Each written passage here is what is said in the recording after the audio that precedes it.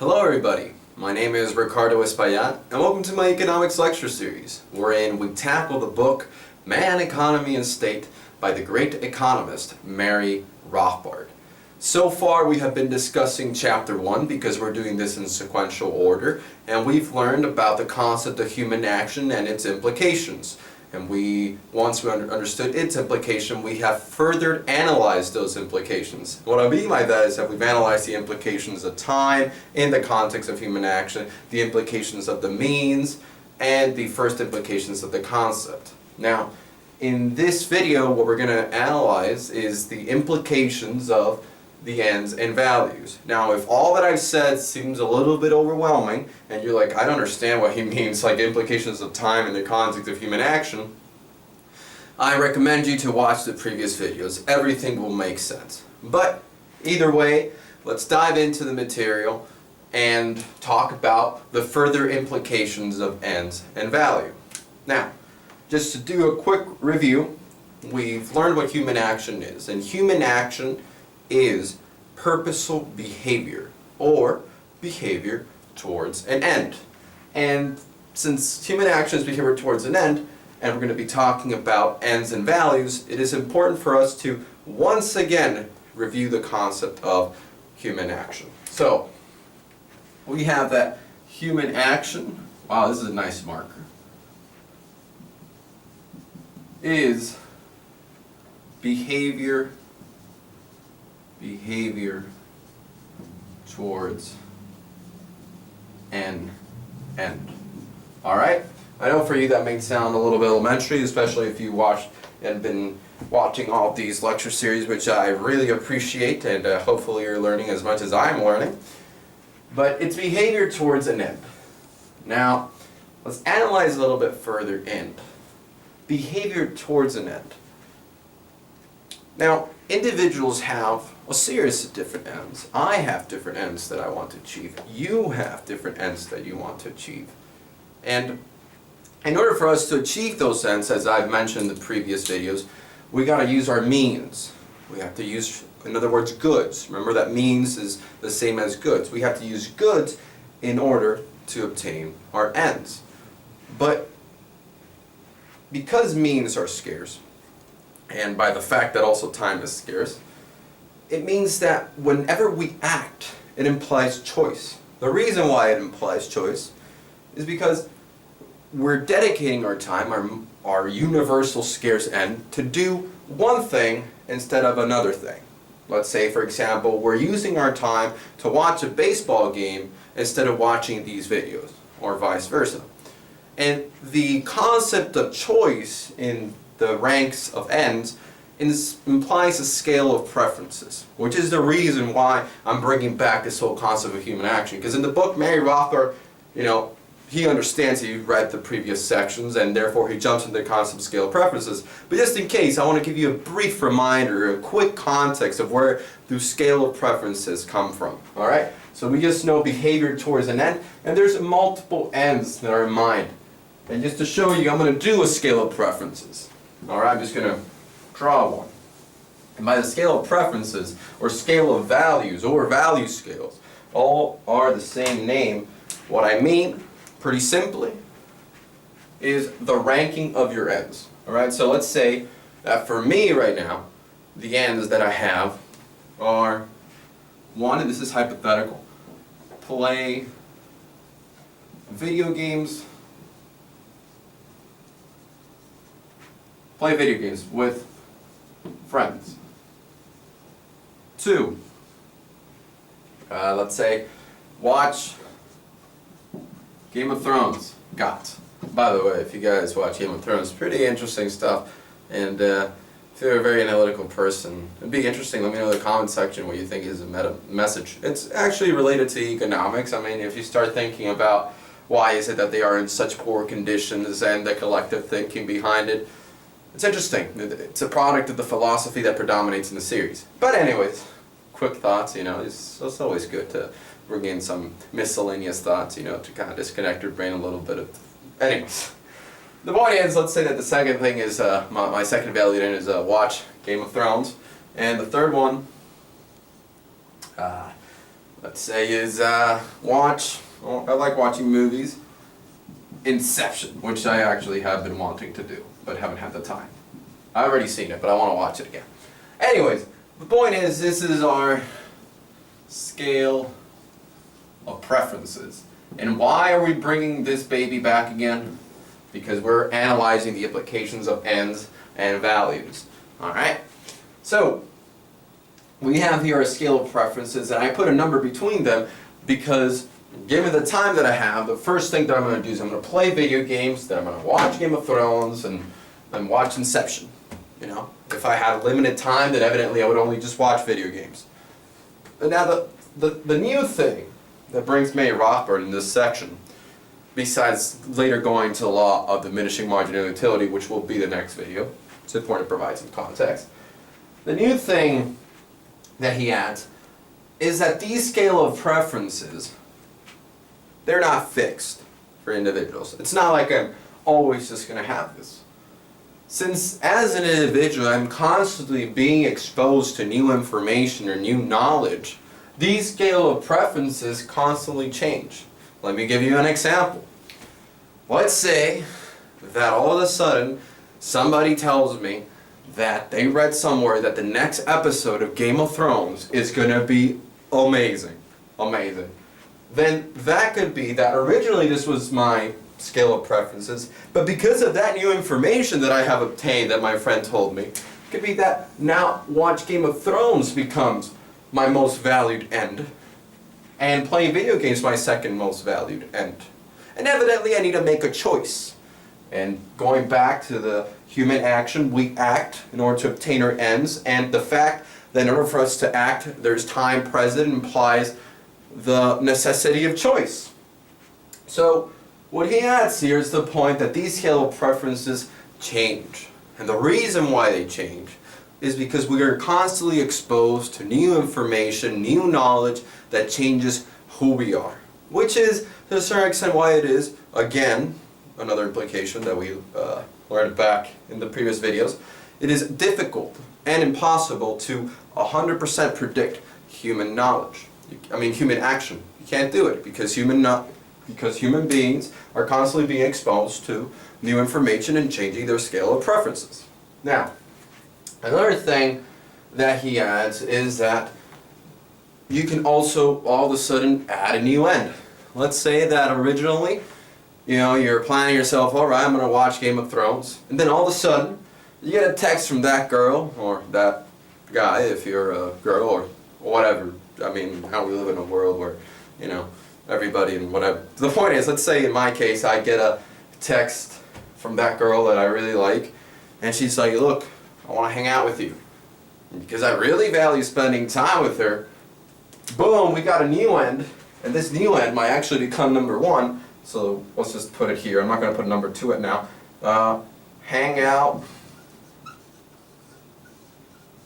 with, let's just say GF, even though it's not your GF, but girl you want to be your GF, or girl you want to hook up with, or girl, whatever you want to do with. Let's say this new end has entered the picture, and boom, it becomes your first end.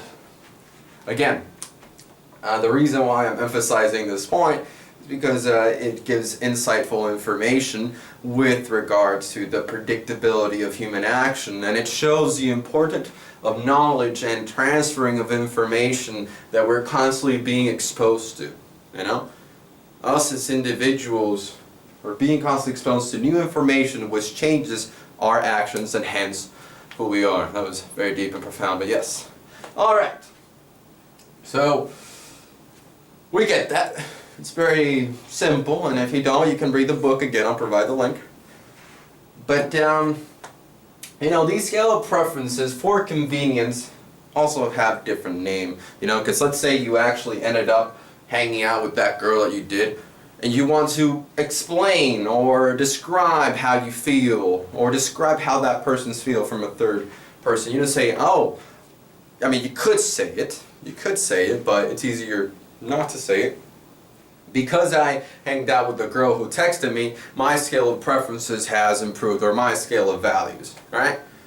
Now, what economists do in order to make it easier and I guess, better to understand is they call these scale of preferences or value scales, you know, your happiness, your utility, your welfare. So if you were to go out with that girl you wanted to out, instead of saying, because everything went out well with that girl and I went out, I improved my scale of preferences, you would say, I improved my happiness, my utility improved, I gained in utility, I gained in happiness, I gained in welfare, alright? So the point I'm saying is that scale of preferences or value scales can be called welfare, happiness, utility.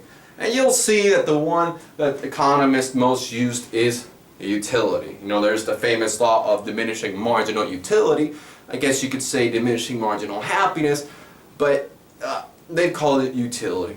I mean, you can look into the history of economic knowledge and you will find that they started with utility, and I'm not entirely sure which economist was it that emphasized, but you know, with the marginal revolution, Karl Menger, etc. I'm not getting into that, sorry. It's my mind going into different places.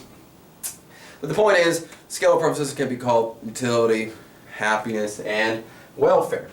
And again, just to remind you, when the fact that we're choosing, let's say now, to hang out with our girlfriend, and hopefully the camera catches that, implies a value judgment. It means that we're valuing more to hang out with our girlfriend or girl that we like than playing video games with our friends or watching Game of Thrones.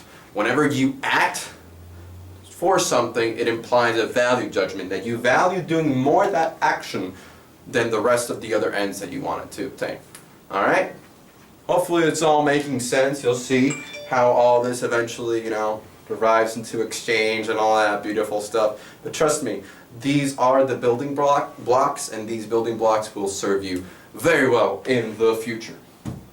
Alright, so one important thing that May Rothbard also adds to this, which is of paramount importance, is that when you have satisfied your end, which is, let's say you hanged out with that girl, there is no quantitative way of you measuring that, or quantitatively, there's no way of you quantitatively describing how you felt. Yes, you could say, oh, I feel 2 times better because of that. You could say it in terms of language, but does it make any sense? No, it doesn't make any sense. The reason why I say that, and the reason why that is because there's no objective unit. And by objective unit, I mean something as like a ruler, a yardstick. You know, it's objective, you can see it, your senses validate the measurement, alright? 3, and I'm not getting into the whole philosophical debate about the senses, but the point is, your senses validate, and you see a 3-foot yardstick. I think it's 3 foot. Let me know if I'm wrong. So you use your yardstick and it's objective. You can say that that table is twice as long as the red table. You know, there's an objective measurement. But when you're talking about your personal gain, your personal satisfaction, there's no objective unit. Yes, you do know if you feel better or not because of, I guess, the chemical reactions that happen in your brain give you a signal that you feel a lot better. But there's no objective way you say. Now, since there's no objective unit, since you can't say I am 3 times better and 4 times better or 2 times less, worse off, etc., you cannot put a number into this utility. You cannot do math. You cannot do summation, subtract. Why am I trying to subtract? Subtraction, multiplication, division, and all the other mathematical operations. Why is this important? Because in economics, if you've ever taken a course, you eventually start, okay, here's the law of demand, here's the law of supply, blah, blah, blah, and then you get into the law of marginal utility. But the difference, and what I'm telling you is, they start actually putting numbers into the utility. Let me just give you an example. And then they start getting like utility curves, and they want to be like physicists and mathematicians and blah, blah, blah, and then they do functions and all that stuff.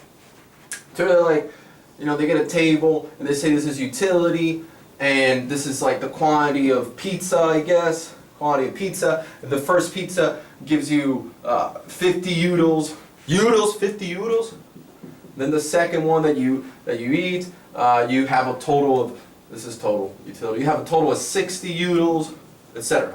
And then from that they like derive a curve and etc. And they can do math, because then you can say, okay, the marginal utility or the difference is 10 utils, etc. I know I wrote that quickly, but it's not like important, the difference. Alright. The point is that a lot of economists today, they emphasize on mathematics as a way of explaining human knowledge. And what Mary Rothbard is showing here is the truth that there is no objective unit for us to do mathematics in the context of human satisfaction, human utility, or human happiness. Because if you accept that point, then you disregard mathematics as the foundation of economic knowledge. I mean, economics is like mathematics in the sense that it is deductive knowledge, that you start with certain knowledge and then you deduce from it certain implications, as we have said, but it is not like mathematics in the sense that you can use order of operations, or you can use subtraction, again, starting with subtraction, addition, multiplication, and division, integration, differentiation, advanced calculus, differential equations, partial differential equations, and all these fancy mathematical concepts that derive from math. So that's a very important point, and it's something that I'm making a lot of emphasis because it divides a lot of schools of economic thought. You may disagree with me, which is fine, but at least come to your own conclusions and think that point and see whether or not there is an objective way to measure human satisfaction or human utility. Alright? And from that you get different schools of thought. Alright? It's very important. I'm just giving you a little bit of context of, Mary Rothbard just says it, which is cool, and I guess he implies that people have some sort of knowledge, but I want you to understand the context and the importance of this, of knowing that you cannot do mathematical operations with regards to human satisfaction. Alright? Alright. We've gone through a lot. I've been speaking a lot today. Okay. Now, with that point aside, let's go back to understanding our values, etc. So since Mary Rothbard says that when we act and we obtain an end, we are acting in order to improve our state, and we hopefully improve our state with that end. Alright? I mean, the whole reason why the scale of value conversation comes into play is because of human action. And the reason why us as individuals, we act is because we want to improve a less satisfactory state for a more satisfactory state. That's called the less satisfactory state. Satisfactory state X and more satisfactory state Y. So what we want to do is we want to go from X to Y.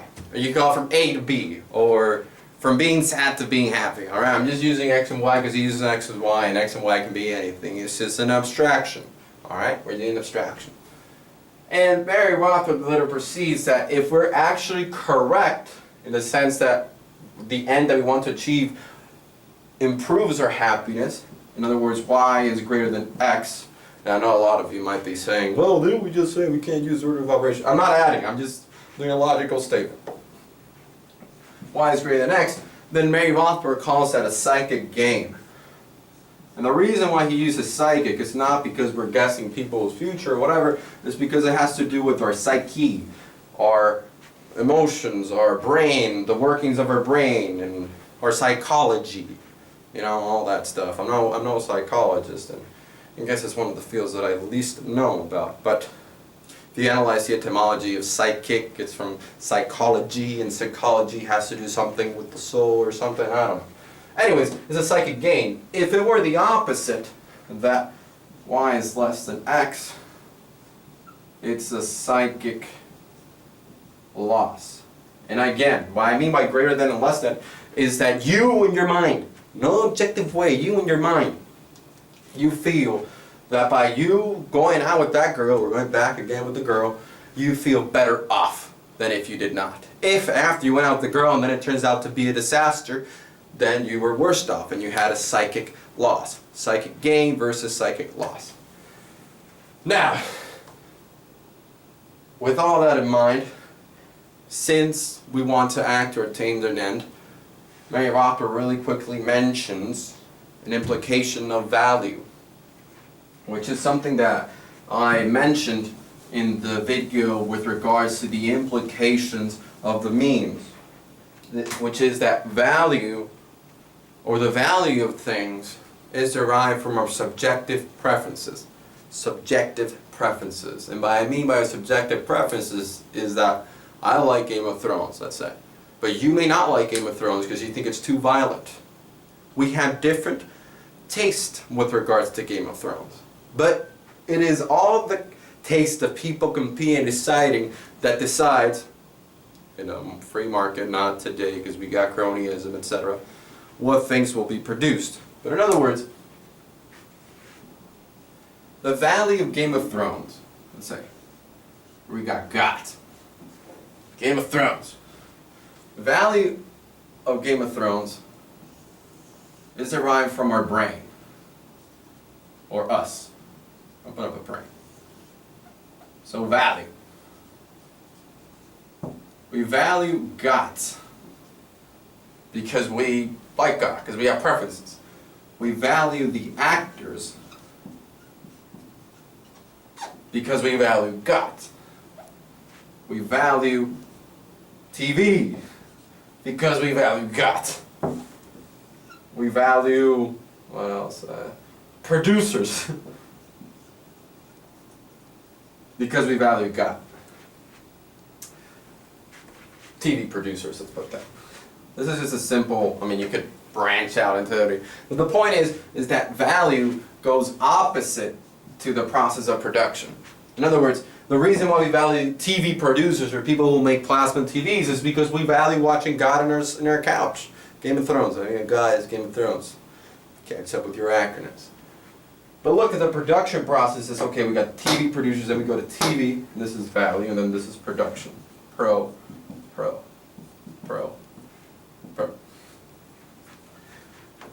We have TV production. The reason why we value TV production is because we value TVs and actors and Game of Thrones. Alright? That's a point that I gave a lot of emphasis to in the video of the implications of the means, which is good stuff. And yeah. So, this section is not over, however, there is it's divided in subsections. So the next subsection is the law of diminishing marginal utility, which in itself is an extensive section, relatively speaking. It's like a few pages, but I really go into detail here, guys. So I'm doing another video with regards to that. I'm going to do it right now. I'm done with this one, so stay tuned. I mean, it's good stuff. Hopefully you enjoyed this and you learned a lot. To sum it up, we learned scale of preferences again and the necessity of choice, and we learned that by us choosing it implies a value judgment and a scale of preferences, and scale of preferences can be called happiness, utility, and we learned that that's a psychological thing, whether or not we feel better or not. It cannot be measured quantitatively, and the reason why it cannot be measured quantitatively is because there's no objective unit, like a foot or something, and therefore it implies that we cannot do any mathematical operations such as subtraction, multiplication, division, integration, differentiation, partial differential equations, differential equations, matrix math, and blah blah blah. And also we learned that value is derived from our subjective preferences. So hopefully all of that makes sense and you enjoyed this video, and please stay tuned for the next episode of my lecture series of Man, Economy, and State. Thank you very much.